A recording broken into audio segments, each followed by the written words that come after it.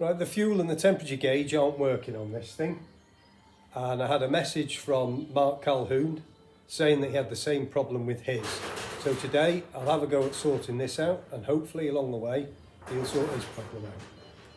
Let's have a look at it. So let's have a look at the parts that are involved. This is your water and your fuel gauge. On this dial clock you've also got a charge light, and you'll have a bulb that goes in the back there to illuminate the dial when you've got your lights on. Those two things are not connected to the water temperature gauge and the fuel gauge. They are on a separate circuit, and that circuit comes into them through a voltage regulator. And the voltage regulator, you will find, is this little box here that's on the back of your speedo dial.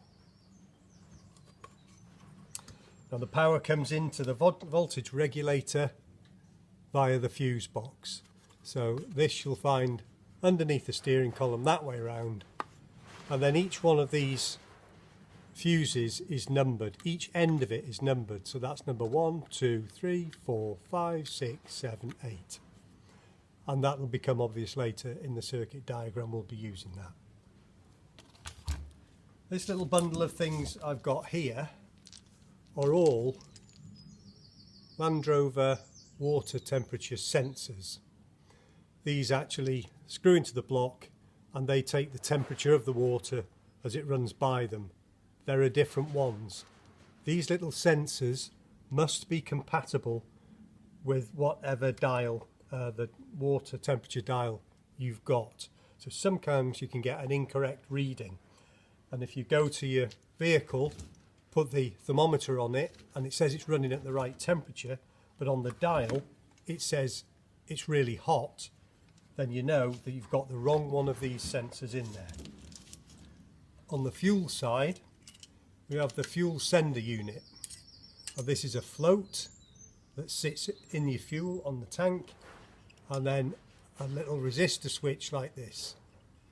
So as the fuel goes down, that moves down. As it comes up, that moves up, and gives you an indication on your fuel indicator.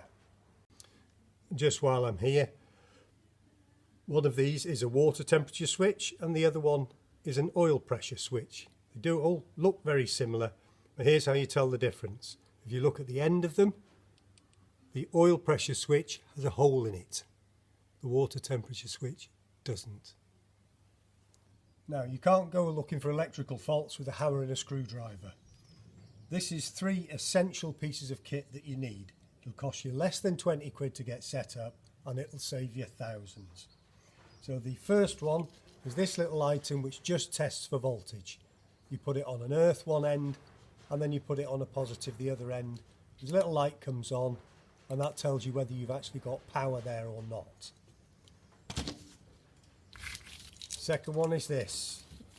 This is a piece of cable. It's about 10 feet long. Crocodile clips on each end, so that you can put power to the battery with these two, positive and negative, and then you can take that power 10 feet away from you, maybe to the back of the vehicle, and you can power something up to see if it's working directly with these little crocodile clips.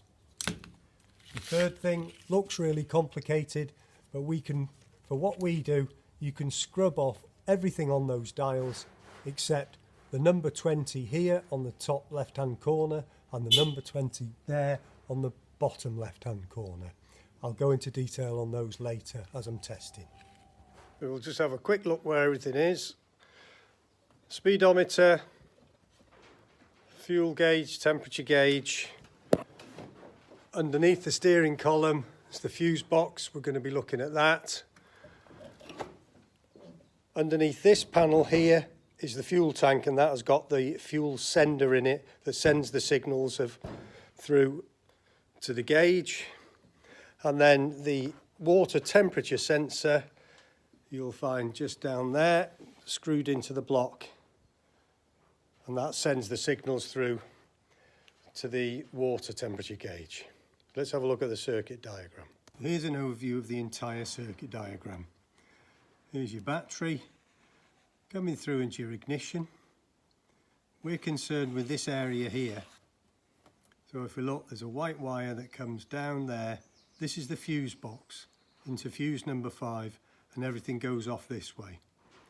So now I'll zoom in just onto the part that we're interested in. The power now also jumps across from number 5 to number 7. Now at number 7 we've got the oil pressure switch and the light, and we've got that is the low fuel warning light. Don't know if we've got that because nothing's working. And that is the fuel tank sender there, the float in the fuel tank. But we know we've got power to here because that one works.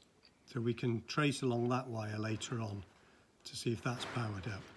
But if that's powered up there, we can now test whether this is powered up here. But number 8 there, that's where it goes across. There's your voltage stabiliser. Goes across then. These are your dials on the dashboard. But this is also connected to this one, which goes along, and that works the tail lights. And I know they're working. So I know I've got power here, and I know I've got power here. And that's the beginning. That's our water circuit, and this is our fuel circuit. So what we've got to try and do now is find that fault without pulling the whole vehicle apart. So what I'm going to do first is I'm going to go to the easiest one to get to is the water temperature sensor, and I'm going to see if we've got any power there and test the sensor itself. Now this circuit only works with the ignition on. So there we are, it's ignition on, and because it's going to be on for a while, I've got the trickle charger onto the battery, and that is the fuel sender switch, which is that thing there, and straight away that wire doesn't look very good, does it? And here we are at the water temperature sensor. The ignition is switched on, and I've noticed this wire is really stiff and old, and it's actually got 3 splits in it.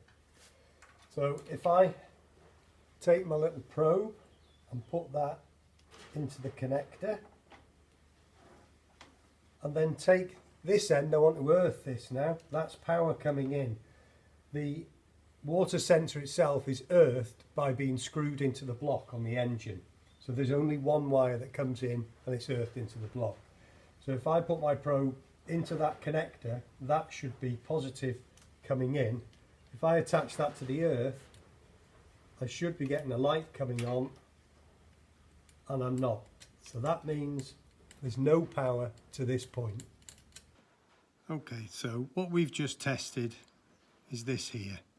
Now we know we've got power to point number 8 on the fuse box because the brake lights work and they're on the same circuit as this.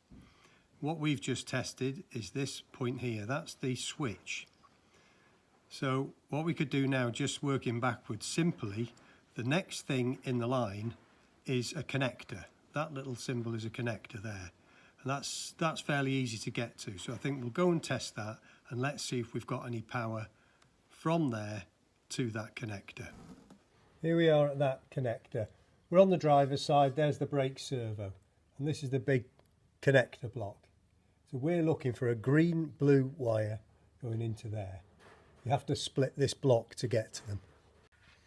And they don't come apart very easily, these blocks. My preferred method is to get a pair of grips on one end and a pair of grips on the other and pull them so you don't damage the wires.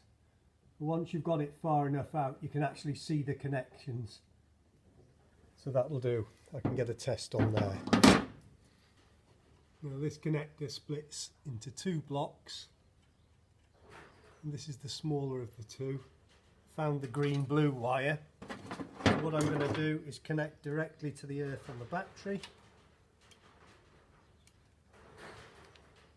and then put my probe into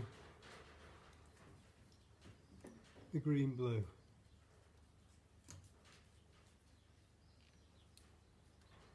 And still nothing. Nothing there.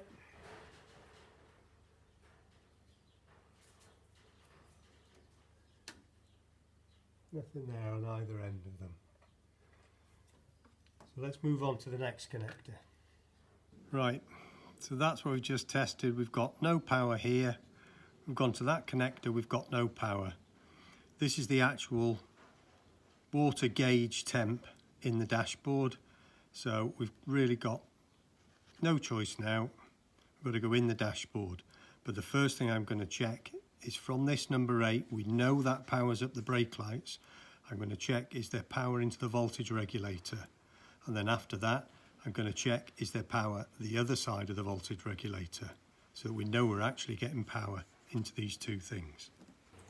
You undo the dashboard by undoing these flathead screws. There's one there and there's one at the other end, and that's all there is. The dashboard should come forwards enough for us to do what we want to do.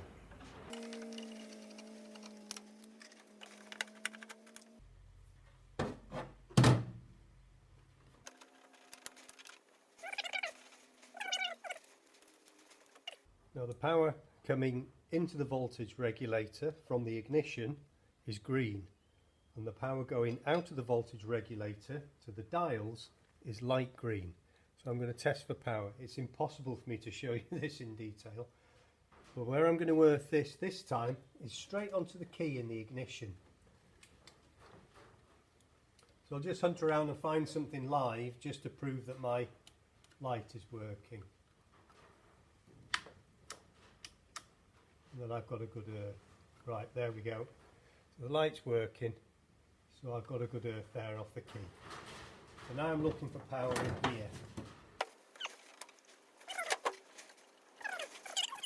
This is another very handy little piece of kit for this job. Small pair of snipe nose pliers with a little curve on the end.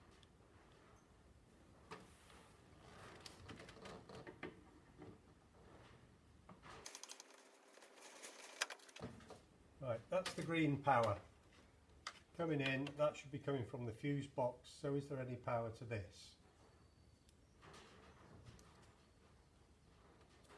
No.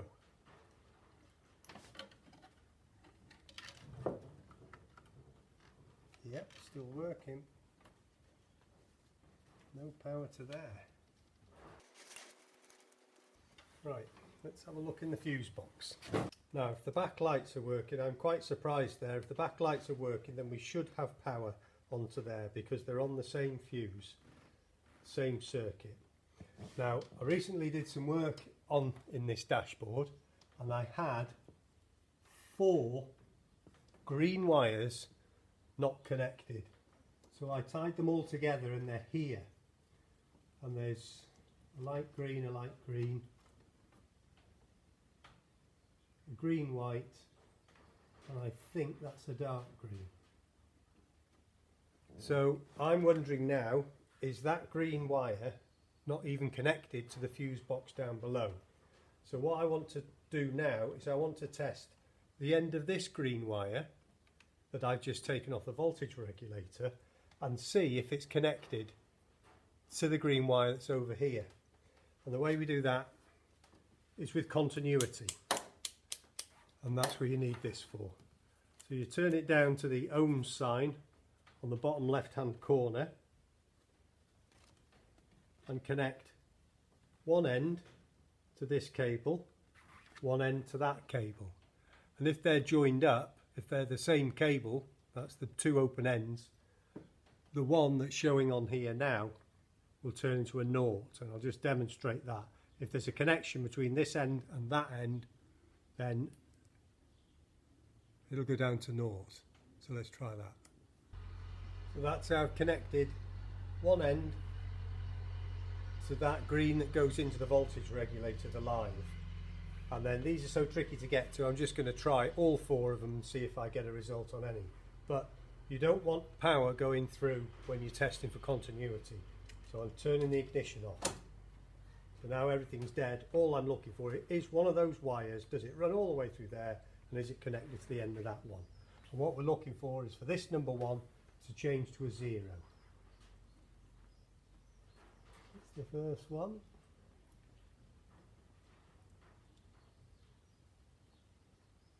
Second one. Third one. fourth one, actually there's 5 of them. And that, oh, haha, we've got a result. So that is connected to that. So what this means now, one problem we've just solved, is that that green wire there should be connected to number 8 on the fuse box. So let's sort that out. Just have another quick look at this again. That's the voltage stabilizer, and this is the wire we've just found is this. There's number 8 on the fuse box, so that's a green wire. And then this one is another green wire. So number 8 should have 2 green wires coming out of it.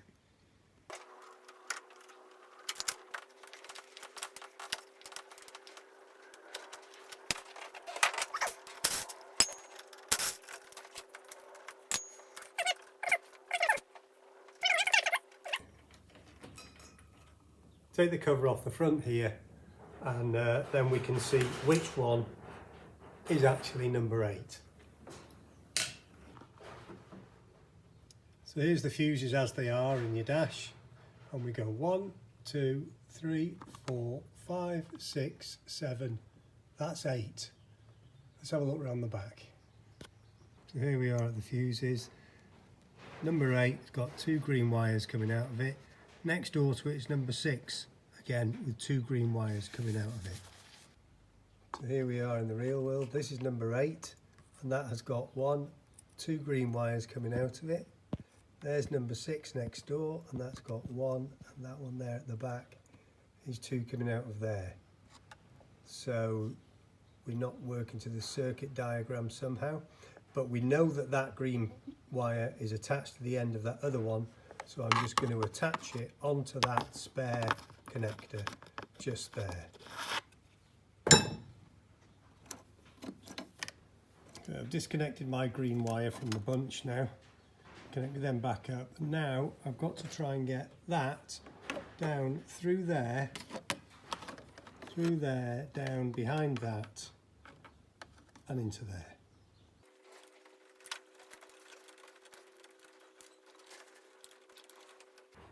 Right, that's that through and connected.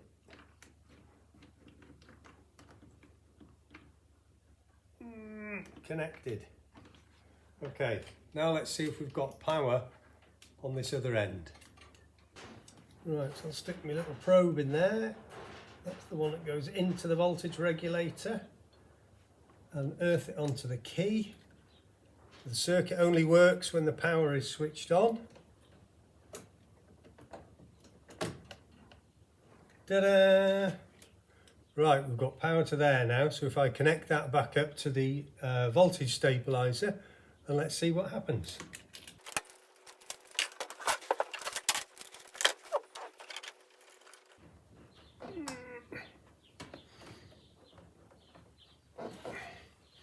Okay, turn on the ignition.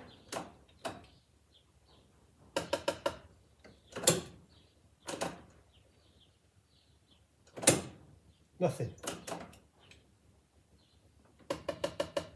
No fuel gauge, no temperature. Okay, so there's nothing there on the clocks, not a glimmer of anything. So what I'll carry on doing now is testing for power.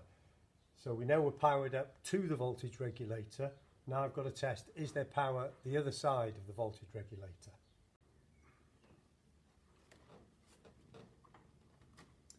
Okay, and again, the circuit diagram's not quite perfect. It shows 1 light green wire coming out of the voltage regulator, and I've got 2.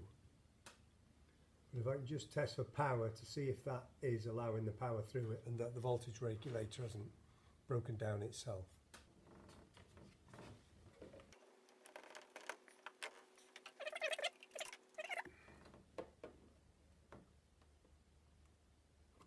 Okay, so I've got power there at the other end of the voltage regulator.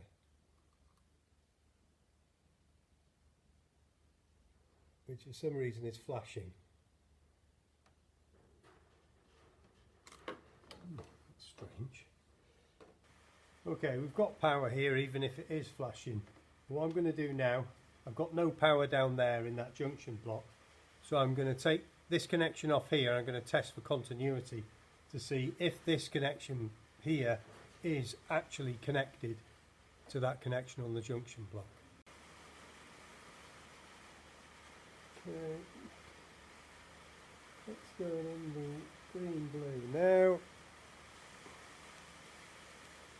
Oh, little reaction then. Okay, so that is connected to that. There's no break in that wire between there and there. Why aren't we getting any power showing on it? Connect that back up and I'll test for power again. Right, we've tested everything up to here and there's absolutely no reason why we shouldn't be getting voltage coming through here. So I'm connected there to the earth on the battery. I'll just try this one, the one that's on the top right.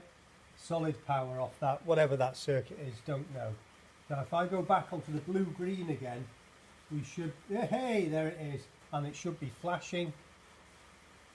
Right, it is. So now connect this one back up again, back to the thermostat switch.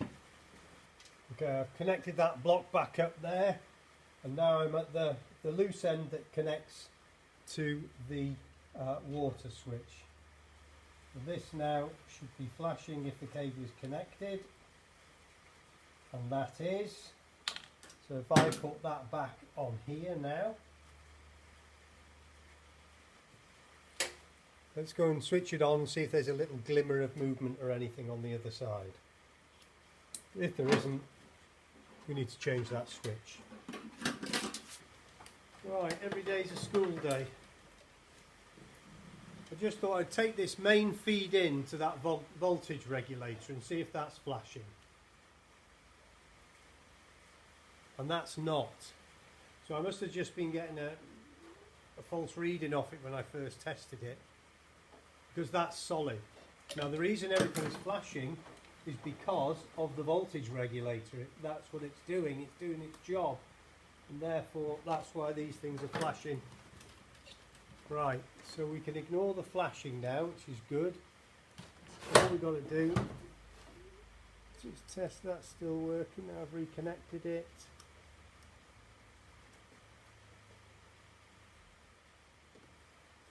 Very sporadic.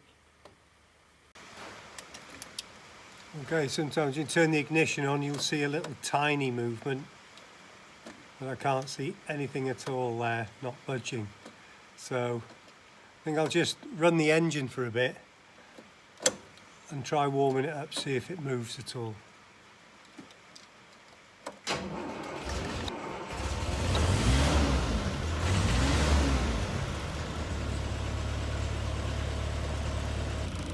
I've been running the engine for about 5 minutes now. I don't know, it might have moved, but it hasn't moved very far. It should be further than that. So I think we'll have to look at the temperature sensor. Okay, I'm not sure which one exactly it's going to be, but I've got my collection lined up here, and I think the water's not so hot I can't put my finger over it very quickly like that, and oh, it's hot. Make a fast decision. I think it's that one. Ow, no, it hasn't worked. Right.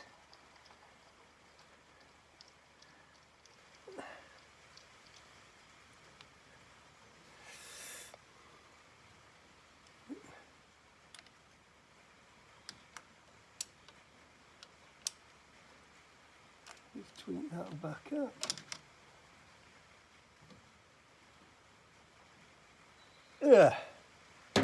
Now if I connect that back up and that's working, it should detect the temperature inside.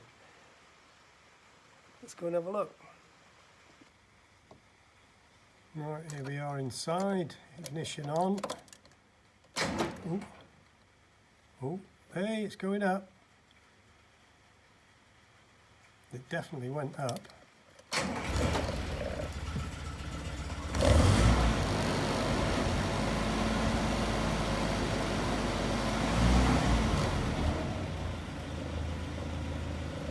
Feels fairly warm, that water.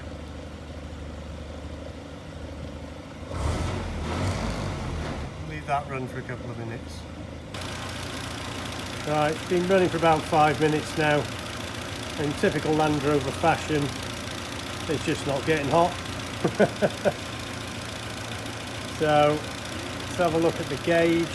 What we got there, 60 degrees in the water.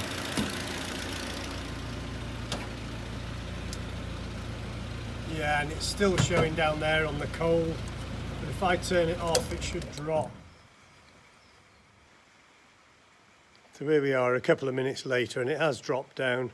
So I'm not that bothered about that. If there's anything wrong with that, it'll be that I've got the wrong sensor in there. But this Landy's been stood for an awful long time. So I'll be taking it out and putting some miles on it before I start worrying about little things like that. Quite often stuff like that fixes itself. It's just whatever. Right, let's have a look at the fuel now.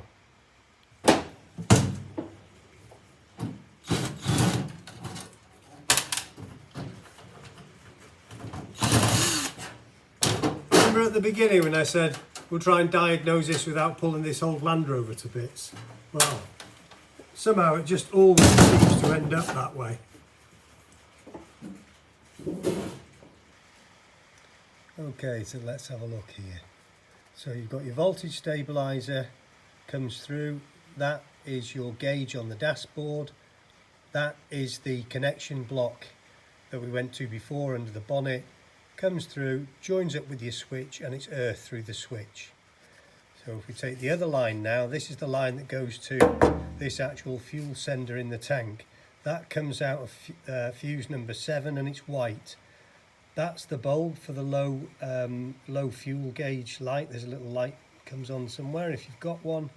It comes from there, it's white green, and that again is the junction block that's there and in the engine bay. It then goes white green, comes to the fuel tank, and there's another connection there. So this should be white green, this connection in here. And it is, yeah, it's green. Ugh. Is it actually white green? Where is it? No.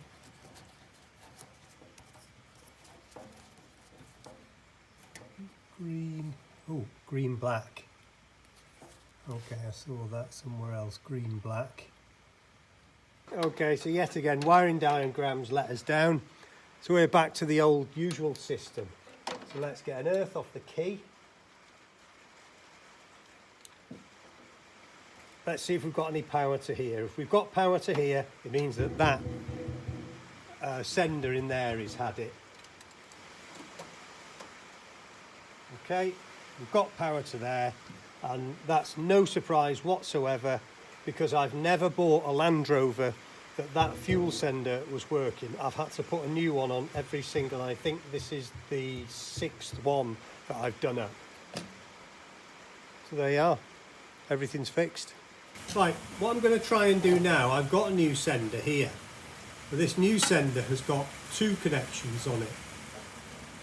I think one is the positive and one is the earth, but I don't know. So what I'm going to try and do to prove that this fuel gauge is working, I'm going to try and connect this up to the power, and then when I do this, the fuel gauge should move. I've never done it before, so what can possibly go wrong?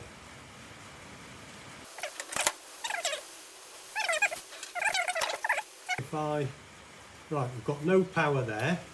Switch on the ignition, so it might go bang here, but we'll see. So if I move this, does the fuel gauge move? Ah, the power's gone off now. I've blown it out.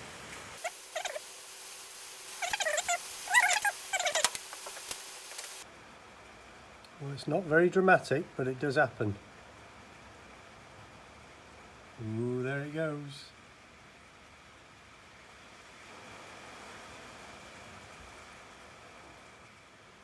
It's working. and I'll show you what it does now and how you've got to wire it if you get one of these.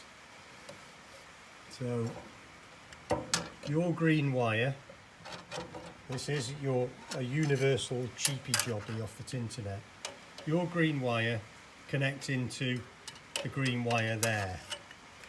You have then got to earth this other side, and you've also got to earth it at the body. So what I've done there, this is my long cable. If we follow it, I put both connections onto the earth. So I've got two earths coming out of there. I've attached one to that little tag on the top, which is come undone, and yes, you can see now that's come undone. It's going down. So if I connect it back up again, anywhere on the body there will do, it should start to turn around the other way.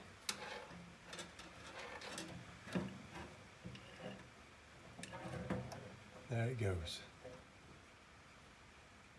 Steady but slow. Okay, I've got the engine running now, and I've got the sender set to full tank. So you'd expect that to have gone a bit further than that. I'm just going to do a voltage check on that first green wire that's coming into the voltage stabilizer and see what's happening there. Okay, I've connected that up now directly to that green feed into the voltage stabilizer, and I'm showing 13 volts in there.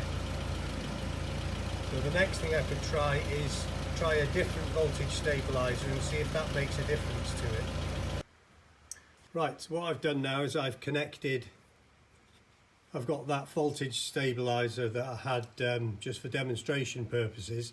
So I've wired into that, so I've bypassed the one we've got here. Let's switch on and see what happens.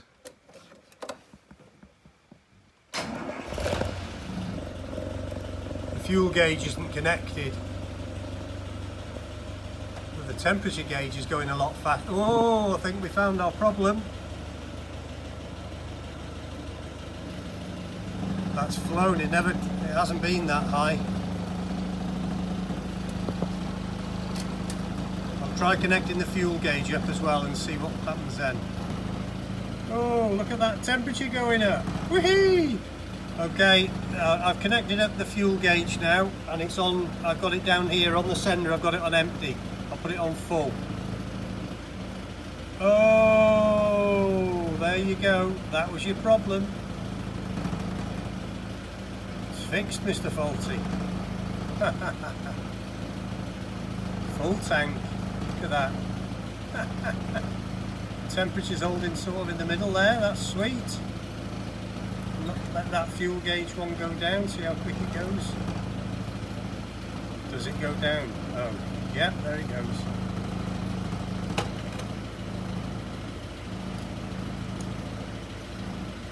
Well, that's it. I've just got to change that fuel sender over. Happy days. Hope that helped. Thanks for watching. See you next time.